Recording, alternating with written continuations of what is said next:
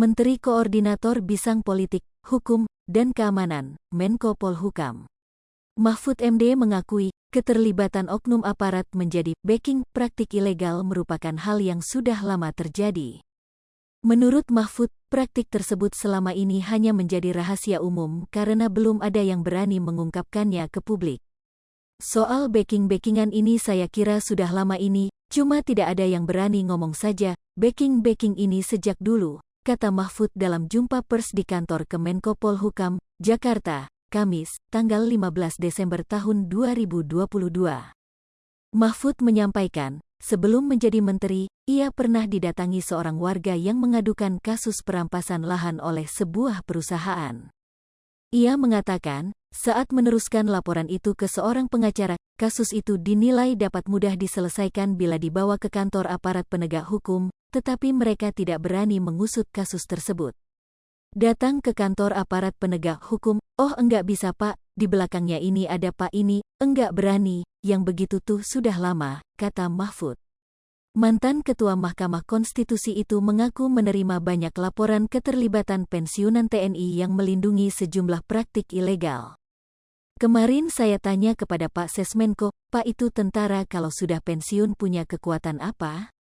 Kok di laporan saya tuh banyak membacking orang, membacking mafia, jenderal inilah, jenderal ini, kata Mahfud. Padahal, para purnawirawan itu seharusnya tidak mempunyai kekuatan apa-apa setelah tak lagi berdinas di militer. Oleh karena itu, Mahfud memerintahkan agar jajaran Polri untuk berani menindak para pensiunan tentara tersebut. Saya bilang ke Poldanya, jangan dibiarkan model begini, menguasai sebuah kompleks swasta tanpa izin, tanpa surat resmi memungut uang dari masyarakat, kata Mahfud. Yang begitu itu banyak dan kita, saya, Pak Kapolri, Pak Panglima berkomitmen menyelesaikan ini. Mari yang lama-lama itu mulai dibuka saja kalau diambangkan karena takut, karena ini. Kapan selesainya, kata dia.